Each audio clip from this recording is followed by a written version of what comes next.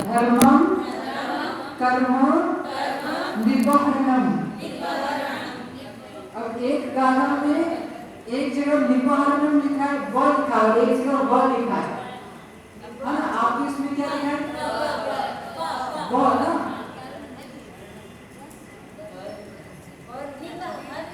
हाँ ठीक है। निबहरणम कर्म निबहरणम, लेकिन जब एक साथ बोलेंगे ना, धर्मम कर्म निबहरणम निबहरणम, ठीक है। अब एक बार आप लोग बोलिए पूरा।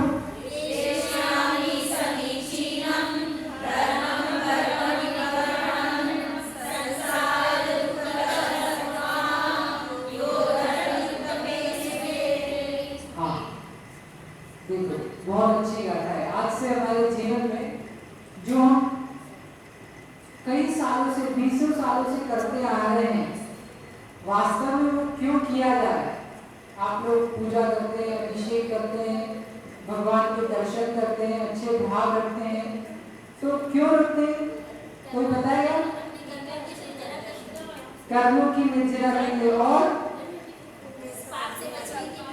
पाप से बचने के लिए, शुभ भाव की प्राप्ति के लिए, ठीक है ना? तो हमने किया क्या? हमने धर्म किया है, ठीक है। तो वही अब इस धर्म का स्वरूप क्या है, यानी धर्म का डेफिनेशन क्या है, तो ये दूसरी गाथा में लिखा है। तो इसका हेडिंग रहेगा धर्म का स्वरूप। लिख लीजिए।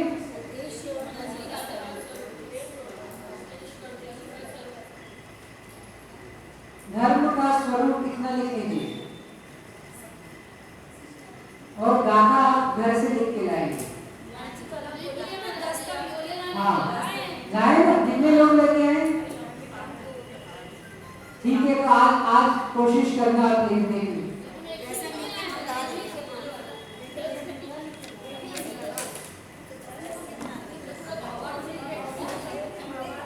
ये आपने इसका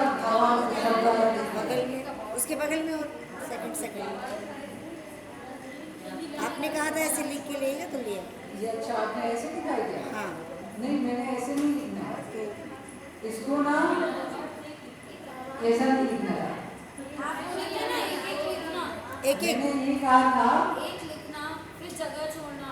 नहीं, आपने गलत समझा। ठीक है, चलो मैं फिर से समझा देता हूँ। आप अपनी जो नोटबुक है, इसके बीच से यानी 150 गाथा है ना, तो नहीं, ये बीच से नहीं, इसका मीनिंग आपकी ये पूरे ये रजिस्टर के बीच से। अच्छा हाँ, उन्होंने ठीक लिखा है, लेकिन वो आपको पीछे अब आपको देखो, जब भी आपको पाठ करना रहेगा ना, तो आप सीधा पीछे वो जगह खोली और आपसे पाठ करवा लेंगे। इस उद्देश्य से लिखा। और ऐसे आपने लिखा है तो आपको एक पेज पलटना पड़ेगा, समझिए? तो एक साथ 10, एक यहाँ पे 2 गाथा लिख, यानी एक गाथा लिख ली, हाँ 2 लाइन छोड़ के फिर 2 गाथा, अच्छा फिर 2 लाइन छोड़ दी, 2 गाथा। तो इस तरीके से एक पेज या 2 पेज में आ जाएगी वो गाथा। नहीं, वो तो आपकी नॉर्मल डेली की क्लासेस में जो चलेगा वो अलग हो गया। मैं पाठ के लिए अलग से कहा था कि पीछे की कुछ पेज छोड़ दीजिए और यहाँ से लिखना प्रारंभ करना है आपको। अच्छा पूरा पाठ हुआ लिखना है। एक ही पेज में आपकी 5, 6, 7 या जितनी भी गाथा बोल सकती है उतनी आ जाएगी। तो उसमें अर्थ के लिए जगह छोड़ने की जरूरत अर्थ के लिए तो हम आगे प्रैक्टिस कर रहे हैं, ठीक है? थोड़ी आपसे मेहनत करवानी है हम लोग। धर्म का स्वरूप, ठीक है? अब ये दूसरी गाथा में सब लोगों के सामने गाथा है क्या? धर्म का स्वरूप में आचार्य समंतपत्र स्वामी कह रहे हैं, अहम देश। सबसे पहले इसका अन्वयार्थ मैं आपके सामने बोल रहा हूँ। अहम का अर्थ होता है मैं, है ना? अब मैं कौन? जिसने ये ग्रंथ लिखा है वो। और कौन है इस ग्रंथ के रचयिता?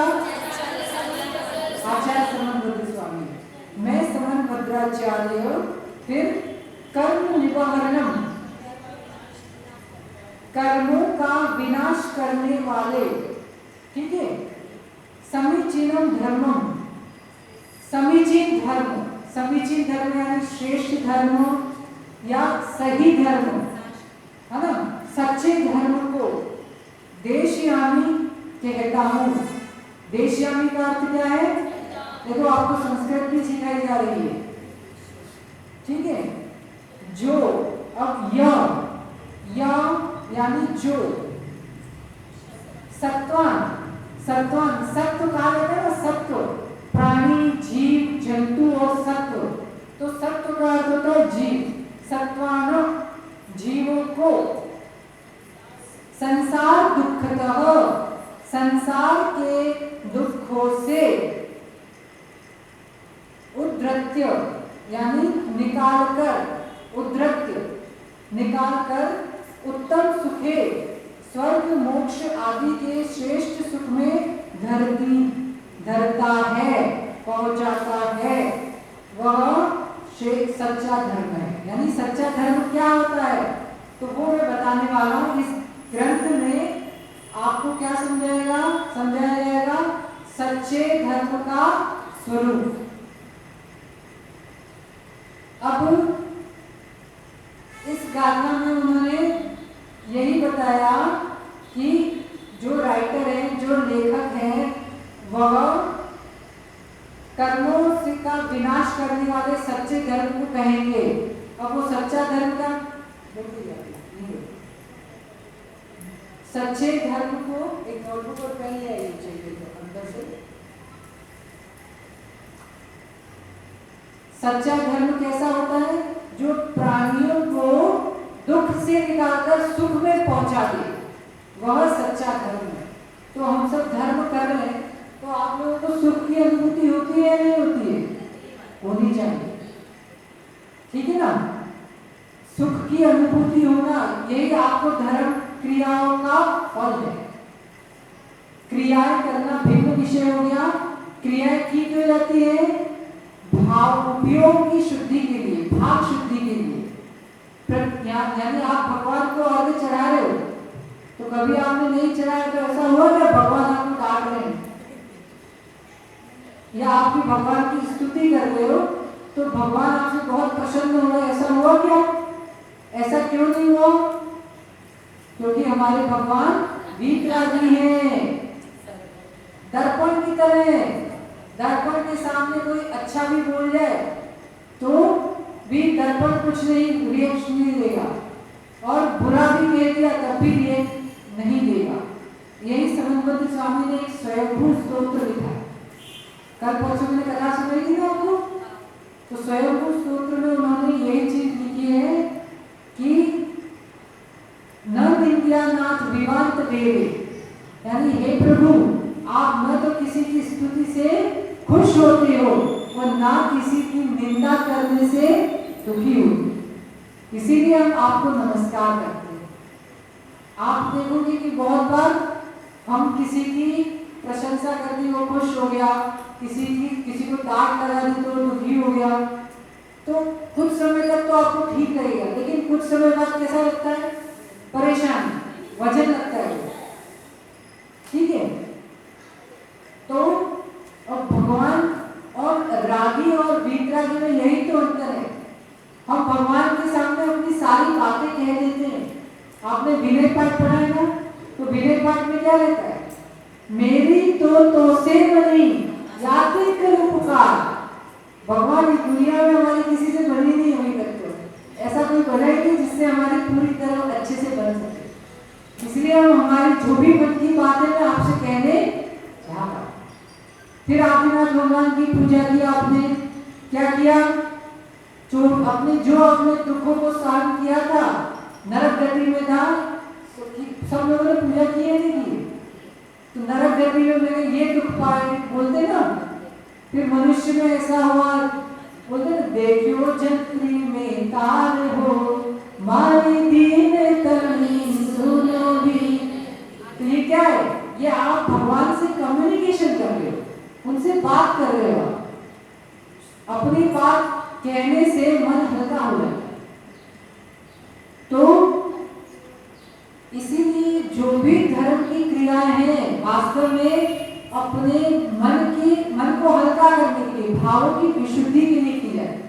इसीलिए आपसे कहा जाता है मनीष भाई कि अभिषेक करो, पूजन करो, अच्छा सोचो। जितना अच्छा सोचोगे उतना अच्छा ही मिलता है। दर्पण के सामने गाली दी तो गाली दर्पण को कुछ नहीं हुआ, लेकिन जिसने गाली दी उसका मन खराब हुआ, उसके वचन भी खराब हो गए। और अगर अंदर ही अंदर वो बात घूमती रही तो उसका स्तर भी खराब हो जाता है, लेकिन दर्पण को कोई असर नहीं पड़ता। इसी तरह धर्म की क्रियाओं में हम भगवान के सामने उनकी स्तुति करें, निंदा करें, उनसे उनको कोई फायदा नहीं हो रहा है, आपको ही फायदा हो रहा है। आपको फायदा पहुंचाने के लिए स्वाध्याय किया जा रहा है। आपको कहा श्वासोश्वासी नमोकार कीजिए। कुल मिलाकर हर प्रकार से आपको फायदा हो, आप सुखी हो, इसके लिए सारे धर्म की क्रियाएं होती है। तो अब ये धर्म का स्वरूप क्या है? जैसे आप कहीं कुछ खरीदने गए, ठीक है ना, तो आपको पहले वो टीवी खरीदनी है, तो टीवी कैसी है, उसका स्वरूप क्या है, यानी कितने इंच की टीवी है, उसमें रिमोट वाली है कि नहीं, मोबाइल है तो मोबाइल में फोटो कैमरा है कि नहीं है, फिर स्मार्टफोन है कि नहीं, बहुत सारी बातें आप पता कर लेते हो। तो ऐसे ही हम जिस धर्म को अपनाने जा रहे हैं उसका स्वरूप क्या है, ये हमें समझाया जा रहा है। तो वो धर्म क्या करता है? दुख से सुख में धर देता है, यानी हमें सुख में पहुंचा देता है। यह धर्म का लाभ है। अब क्या बताया? धर्म का यह भी अर्थ है जो उत्तम, क्षमा आदि 10 धर्म है, यह भी धर्म कहलाएगा। लिख लीजिए, नोट्स में लिख लीजिए।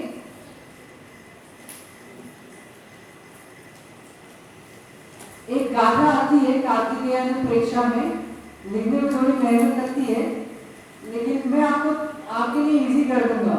अभी 2-4 दिन और थोड़ा चलने दीजिए इसे।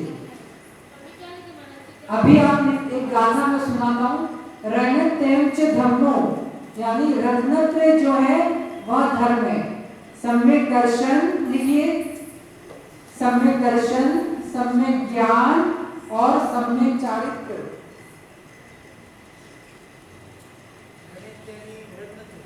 रत्नत्रय रूप धर्म है।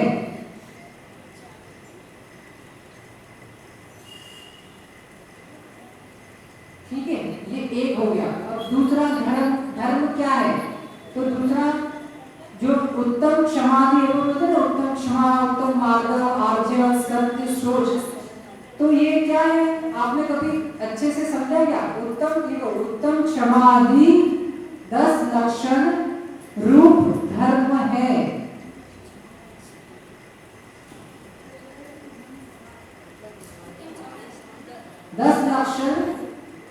रूप धर्म है,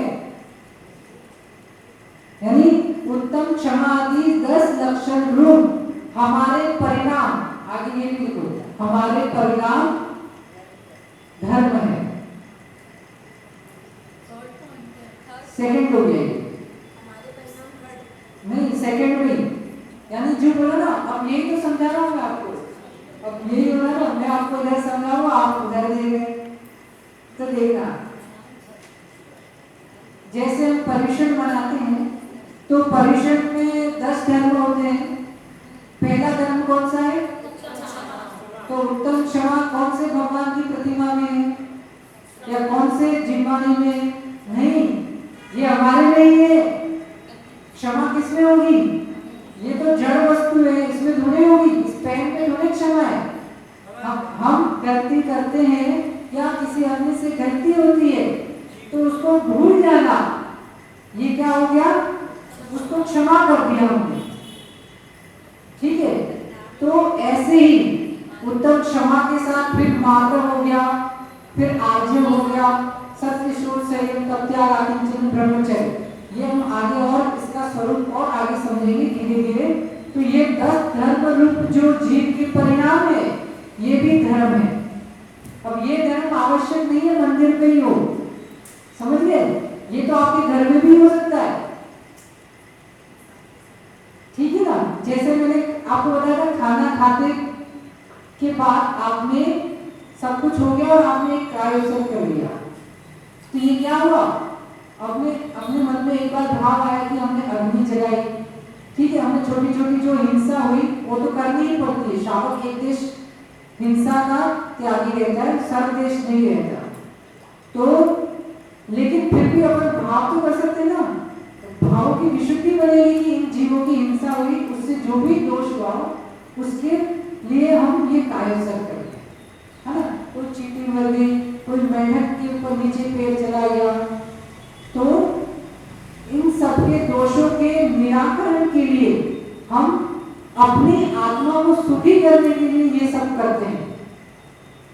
तो दूसरा पॉइंट लिख लिया, तीसरा पॉइंट लिखिए,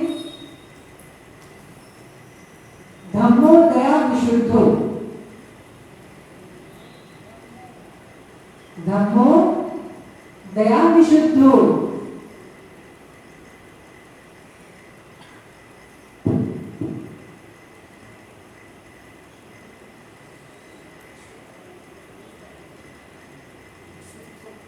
विशुद्धो। अब पहले जो डेफिनेशन लिखी है ना, उसमें इतना सा और ऐड कर लो, रैणत्यम च धम्मो। वही जो डेफिनेशन लिखी उसमें संस्कृत लिखा हुआ है कि रत्नत्रय ही धर्म है। रैणत्यम फर्स्ट पॉइंट पे रत्नत्रय धर्म लिखा ना हमने, तो रैणत्यम च धम्मो, यानी हिंदी याद नहीं रहा तो आप संस्कृत से भी काम चला सकते हैं। फर्स्ट वाले में रत्नत्रय, इसको प्राकृत भाषा में कहेंगे रैणत्यम च धम्मो। आप क्या बोल रहे हो? बोल, ठीक है, वो मैं कल कर देंगे अपन धीरे धीरे, अभी ऐसे ही काम चलो। च धम्मो,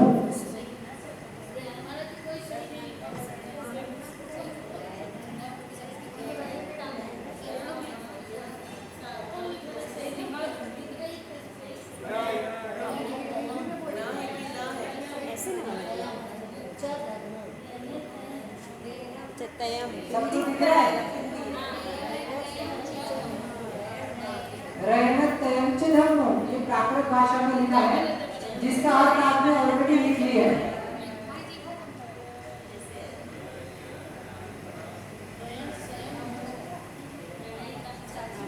रैणत्यम च धम्मो।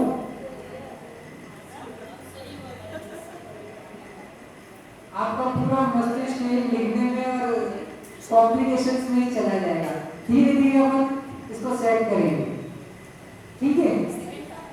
सेकंड, 10 विहो धम्मो, यानी 10 प्रकार का धर्म। 10 विहो धम्मो ऐसा लिखना, 10 शव लिख।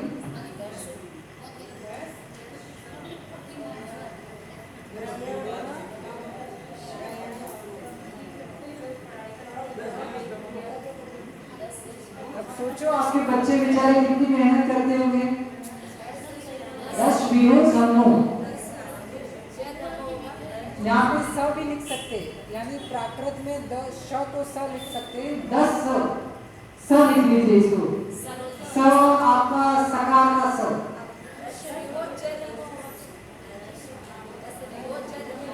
10 विहो धम्मो, 10 प्रकार का धर्म है।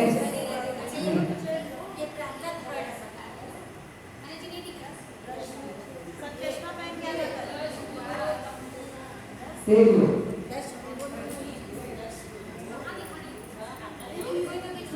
अच्छा ठीक है, अब आगे बढ़ते हैं। तीसरा जो है धम्मो दया विशुद्धो। तो आपसे ये कुछ भी पूछा जा सकता है कि धर्म कैसा है, सबको समझ में आ गया ना? अभी तक हम क्रियाएं कर रहे थे, लेकिन आज आपको कुछ नया समझ में आया कि हम जो कर रहे थे वास्तव में वो है क्या? तो यह 3 प्रकार का धर्म कहा गया है। एक सम्यक दर्शन, सम्यक ज्ञान, सम्यक चारित्र रूप धर्म। आगे आपको समझाएंगे सम्यक दर्शन क्या है, सम्यक ज्ञान क्या है और सम्यक चारित्र क्या है। दूसरा बताया 10 प्रकार का धर्म, 10 प्रकार जो उत्तम, क्षमा, मार्ग, वाचक, यह 10 प्रकार का धर्म। तीसरा हो गया धर्मो दया विशुद्धो। बोलो एक साथ, धर्मो दया विशुद्धो। अच्छे से बोलो ना, धर्मो दया विशुद्धो।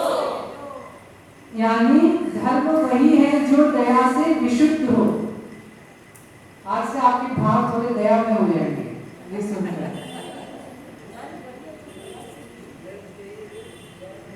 धर्म वही है जो दया से विशुद्ध हो। अब बच्चों पे आप थोड़ी डांट लगाना कम कर दोगे।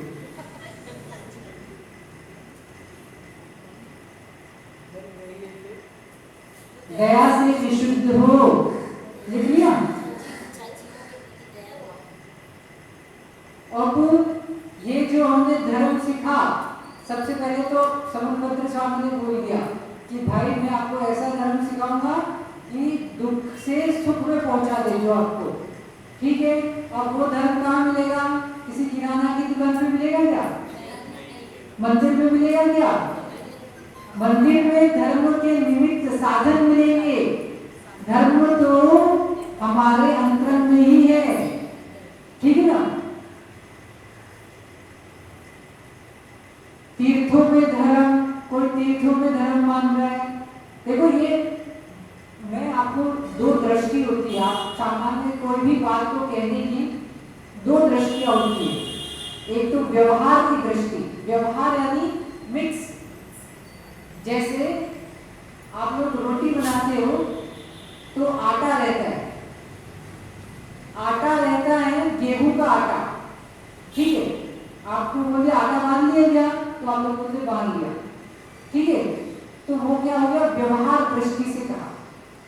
अब निश्चय से उसमें देखोगे तो उसमें बहुत गेहूं का आटा भी है, नमक भी डालते हो, नमक भी है और पानी भी है, 3 चीजें हैं ना। तो जब तीनों का अलग अलग कथन अलग अलग कहेंगे निश्चय से, इसको कहेंगे निश्चय से, तो गेहूं की ही रोटी है। अगर पानी की रोटी है तो आप पानी से रोटी बना लो ना, या नमक की रोटी है तो सिर्फ नमक को बना के बता दो, नहीं। तो निश्चय से गेहूं की रोटी है, लेकिन जब वो रोटी को व्यवहार दृष्टि से देखेंगे तो 3 चीजें मिक्स है, या ज्यादा भी है, नमकीन बनाना तो और मिला लिया उसमें। इसी प्रकार व्यवहार दृष्टि से धर्म कहेंगे तो क्या होगा? हमारा शरीर, मन, वचन का है, फिर साथ में भगवान, शास्त्र, गुरु, ये सब मिले हुए, इन सब के साथ कंबाइंड धर्म, मिक्सिंग वाला धर्म। तो ये व्यवहार दृष्टि से धर्म हो गया, समझ गए सब लोग। अब निश्चय से कहेंगे तो वो रोटी किसकी थी? वैसे ही निश्चय से धर्म किसका है? हमारी आत्मा के, हमारा ही धर्म है, समझ गए। तो आप लोग यहाँ पढ़ने आए तो आप ये नहीं सोचना कि हम महाराज जी पे कितना एहसान कर रहे हैं, नहीं। आप तो अपनी आत्मा, अपना सुख पाने के लिए आए। धर्म करना यानी सुखी होना। तो आज ये धर्म का स्वरूप सबको समझ में आ गया। अब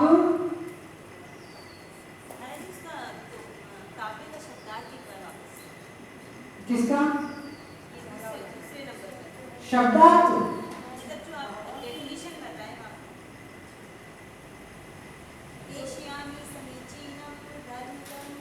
इसका शब्दार्थ ना, तो मैं क्या कह रहा हूँ, मैं आपको ना एक ऐसा नोट्स बना के दे दूंगा, तो आपको यहाँ लिखने में आप पूरा समय निकाल दोगे, या फिर एक दूसरे पूछते ही रहोगे, कंफ्यूज ही हो जाओगे। एक बार कंफ्यूज हो गए तो मैं बोल रहा हूँ वो भी आपको समझ में नहीं आएगा, सही है ना।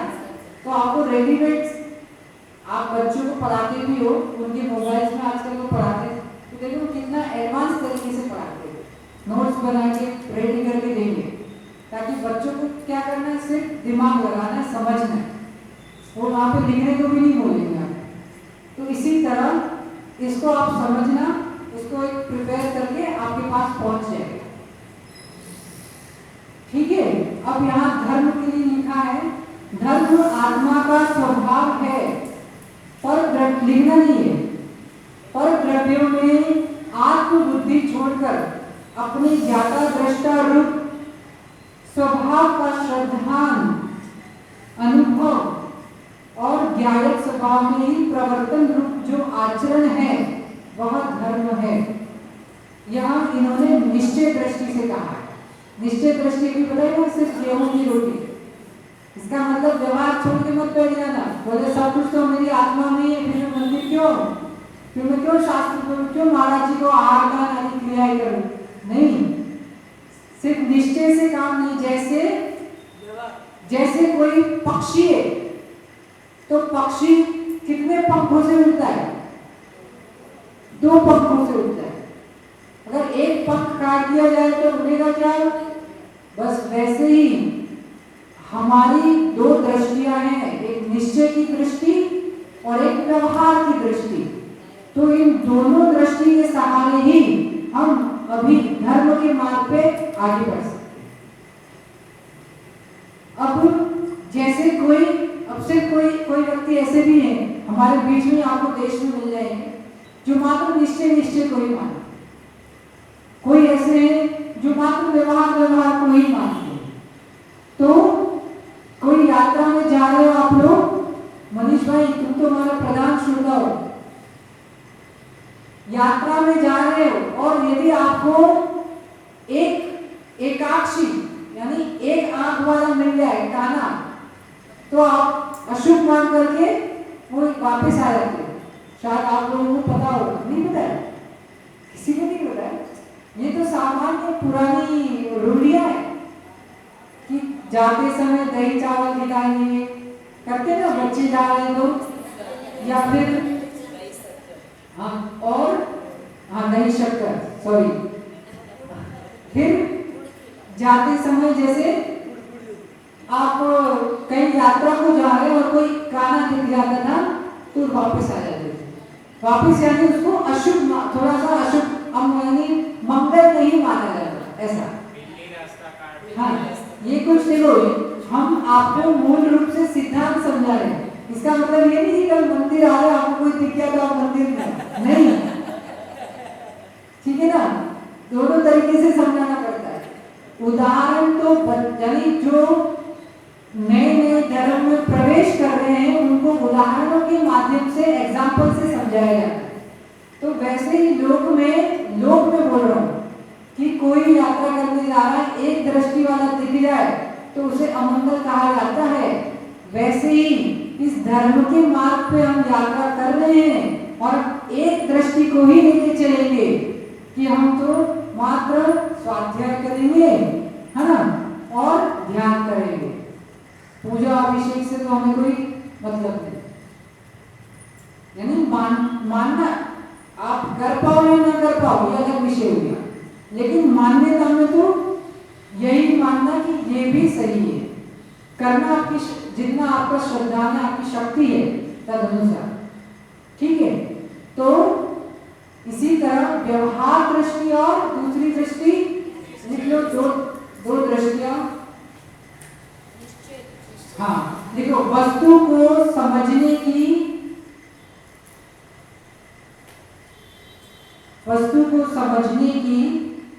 कहने की, डैश करके कहने की, समझने की और कहने की 2 दृष्टियां हैं। लिख लिया, 2 दृष्टियां हैं, व्यवहार दृष्टि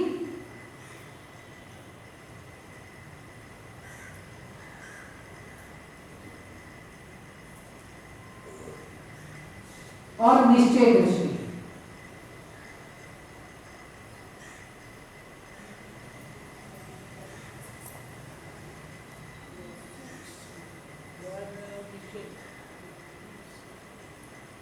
इसको नय भी कहा जाता है।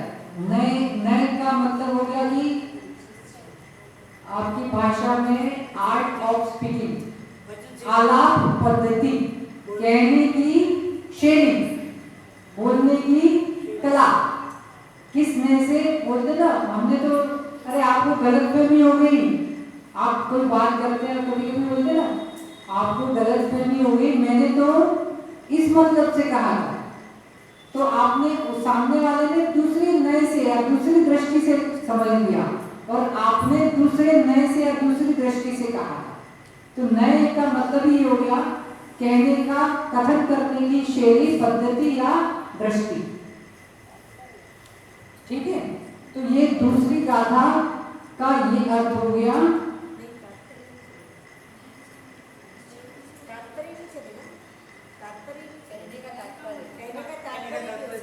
हाँ, मीनिंग हम बोले ना, हमारा मतलब ये था, कहने का तात्पर्य। ठीक है ना।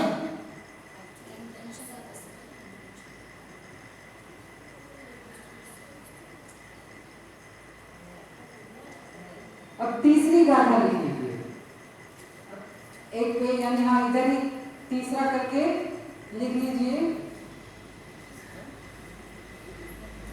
उसके हेडिंग रहेगी, हमने 3 प्रकार के धर्म बताए थे ना, तो उसमें पहला धर्म क्या था?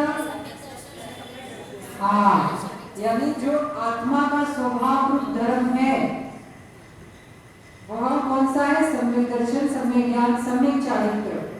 ये तीनों हमारे में ही पाए जाते हैं।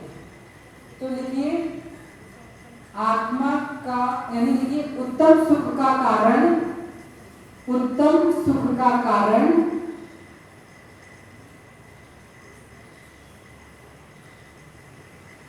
जो आत्मा का स्वभाव रूप धर्म है